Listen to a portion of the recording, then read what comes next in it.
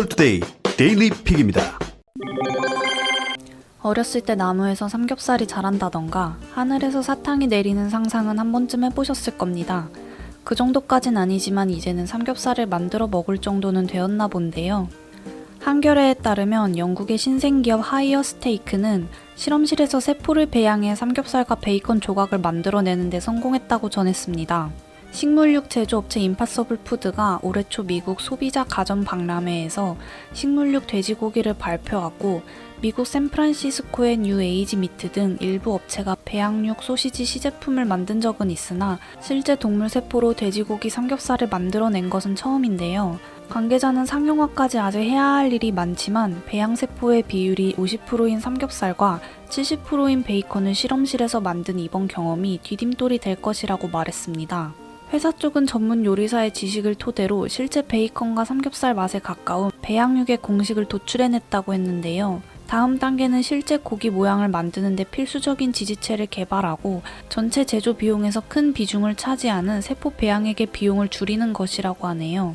직접 동물을 사육하지 않아도 되기 때문에 감염병 확산의 주요 통로로 지목되는 공장식 축산의 위험을 피할 수 있어 새롭게 주목되고 있는 분야입니다. 또 배양육은 사육 고기에 비해 탄소 배출량과 토지, 물 사용량이 훨씬 적고 항생제를 쓰지 않는 데다 동물을 도살할 필요가 없어 동물학대 논란도 피할 수 있습니다. 게다가 식물육과 달리 가축 세포를 배양해 만들기 때문에 고기 성분과 맛, 영양이 실제 사육고기와 유사하죠. 하이어 스테이크는 성체 줄기세포 대신 유도만능 줄기세포를 이용했습니다.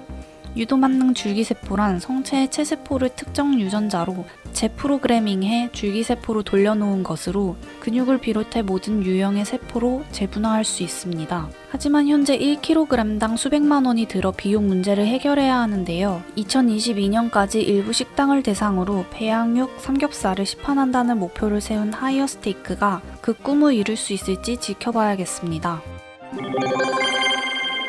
중국과 미국의 대립은 그동안 생각했던 것보다 훨씬 심한 것 같은데요. 중앙일보는 중국 쓰촨성 청두 주재 미국 총영사관이 폐쇄 절차를 사실상 마무리했다고 보도했습니다. 미국 휴스턴 중국 총영사관 폐쇄 조치에 대한 보복 조치로 중국이 정한 폐쇄 시한이 다가오면서이죠.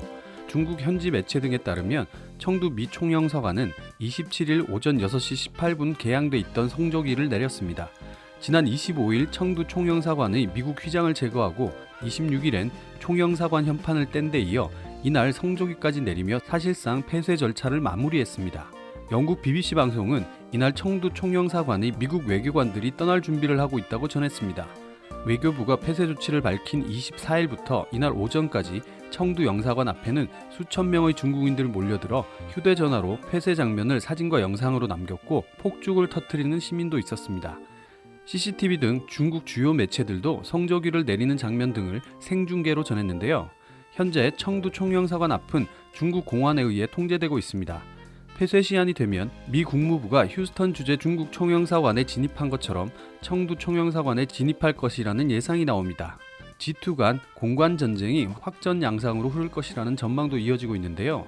도널드 트럼프 미국 대통령이 23일 언제든지 중국 공관을 추가로 닫을 수 있다고 밝힌 데 이어 공화당 중진 상원 의원도 비슷한 언급을 했습니다.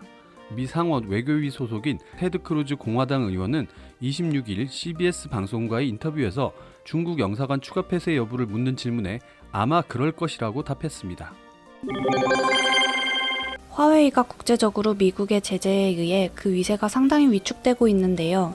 중국 안방, 특히 스마트폰 관련해서는 기세가 등등한 것 같습니다. 연합뉴스에 따르면 미국의 제재로 해외 시장에서 스마트폰을 팔기 어려워진 화웨이가 안방 시장에 전력 투구를 하면서 시장 점유율을 공격적으로 끌어올린 것으로 나타났는데요. 시장업체 조사 카운터포인트의 최신 보고서에 따르면 올해 2분기 중국 스마트폰 시장에서 화웨이가 46%의 점유율로 1위를 차지했다고 했습니다. 화웨이의 점유율은 2에서 5위인 비보, 오포, 애플, 샤오미를 모두 합친 것과 거의 비슷한 수준이었는데요. 작년 2분기 33%였던 화웨이의 시장 점유율은 46%로 13%포인트 늘어나 역대 최고치를 기록했습니다.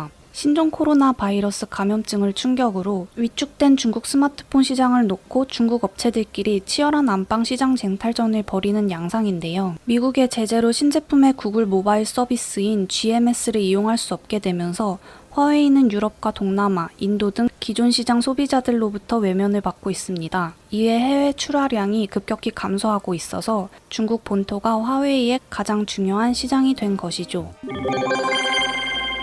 태풍이나 지진 같은 자연재해는 인간으로서 상상하기 어려운 큰 피해를 가져다 주기도 하는데요. 서울신문은 미국 텍사스주가 올해 대서양에서 발생한 첫 허리케인 해나 영향으로 큰 피해를 본 가운데 또 다른 허리케인 더글러스가 하와이로 접근하고 있어 관련 당국이 바짝 긴장하고 있다고 보도했습니다. 26일 로이터 통신은 미 국립 허리케인 센터의 말을 빌려 강풍과 폭우를 동반한 허리케인 더글라스가 하와이 마우이에서 카우이까지 주요 섬을 근접해 지나갈 것으로 예상된다고 전했습니다. 같은 날 미국 해양대기청이 공개한 위성사진을 보면 더글러스는 최대 시속 140km 강풍을 동반한 채 16km/h, 즉 시간당 16km 속도로 북서진 중입니다. 마우이 카운티와 오아후 섬에서는 낮 동안, 카우아이와 니하오에서는 밤에 폭우 등의 피해가 예상됩니다. 하와이에 이 정도 규모의 허리케인이 상륙하는 것은 매우 이례적인데요. 하와이 당국은 바짝 긴장하고 있습니다. 마이클 빅노리노 마우이 카운티 시장은 허리케인 피해가 적기를 기도하며 최악의 상황에 대비하고 있다면서 주민에게 실내에 머물라고 공고했습니다. 데이비드 이게 하와이 주지사도 주민에게 최소 2주치의 비상식량을 갖춰놓으라고 주문했습니다. 주지사 공고에 따라 사재기에 나선 주민들이 대형마트를 휩쓸면서 진열장이 텅텅 비는 기현상도 연출됐습니다. 일부 주민은 곳곳에 마련된 피난소로 이미 이동한 상태인데요. 허리케인 상륙과 함께 코로나19 방역에도 비상이 걸렸습니다. 허리케인 해나로 큰 타격을 입은 텍사스주는 이미 재난사태가 선포됐습니다. 코로나19로 차 안에서 먹고 자며 캠핑을 즐기는 차박 열풍이 불면서 SUV뿐 아니라 외건에까지 관심이 집중되고 있습니다. 그간 국내 시장은 외건의 무덤이라 불릴 정도로 내놓은 모델마다 참패에 가까운 성적을 냈는데요. 조선비즈에 따르면 최근 차박 열풍과 더불어 수입차를 중심으로 세련된 디자인의 외건이 등장하기 시작하고 개성을 중시하는 소비자들이 늘어나면서 주목을 받고 있다고 합니다. SUV보다 차체가 낮아 승차감이 좋은 데다 적재 공간이 넉넉한 것이 강점으로 꼽힌다고 하네요. 수입차 중 가장 전통적인 외건 강자는 볼보 자동차입니다. V60, V90 크로스컨트리는 대기만 1년이라고 하는데요. V60cc는 세단의 장점과 SUV의 장점을 절묘하게 결합해 패밀리카로 활용성을 극대화했다는 평가를 받았습니다. 세단의 안락한 승차감, 외건의 우수한 적재 능력, 악천후와 험한 도로 환경을 극복하는 크로스오버의 장점을 두루 잘 살렸다는 것인데요. 특히 적재 공간은 볼보의 중형 SUV인 XC60보다 넉넉하다고 합니다. 지난 6일에는 BMW가 3 시리즈 투어링을 출시했는데요.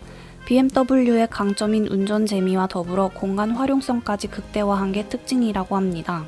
BMW 3 시리즈 투어링은 지난 32년 동안 전 세계적으로 170만 대 이상 판매된 스테디셀러로 이번에 국내 출시된 모델은 6세대 완전 변경입니다.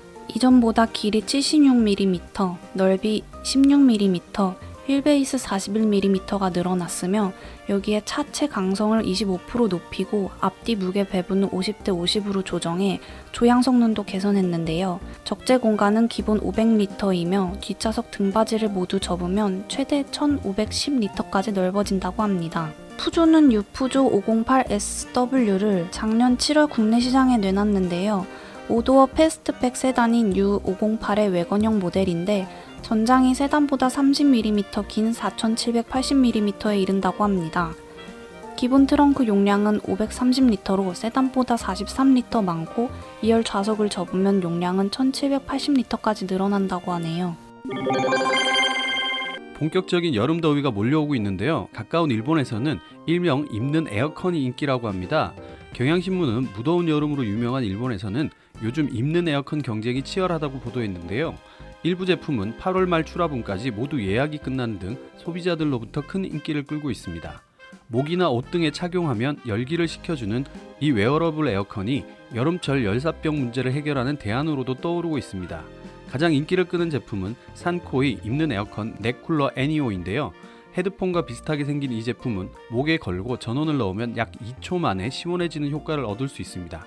이 제품은 냉각 온도를 강약으로 조절할 수 있는 것은 물론 강과 약 모두를 자동 반복하도록 함으로써 감각이 마비되는 것을 막습니다. 이 제품은 이미 20만 대 이상 판매됐을 정도로 큰 인기를 끌고 있는데요. 소니는 몸에 접촉시키면 몸 표면을 차게 하거나 따뜻하게 할 수 있는 웨어러블 단말기 레온 포켓을 최근 발매했습니다. 옷에 장착하는 일종의 냉각 팬인 이 제품은 전용 앱을 이용해 스마트폰으로도 조작할 수 있는데요. 데상트가 출시한 입는 에어컨 코어쿨러도 인기를 끌고 있습니다. 샤프가 개발에 참가한 이 제품은 손바닥에 있는 혈관을 식힘으로써 혈액의 온도를 낮추는 방식을 채용하고 있는데요. 후지스 제네럴은 목걸이형의 입는 에어컨 코모도 기어를 개발했습니다. 이 제품 역시 경동맥을 지나는 혈액을 식히는 방식인데 허리에 붙이는 라디에이터와 호스로 연결, 냉각수를 순환시키는 원리를 채용하고 있습니다. 이 제품은 2021년에 발매 예정이라고 합니다. 행복한 하루 디지털투데이였습니다.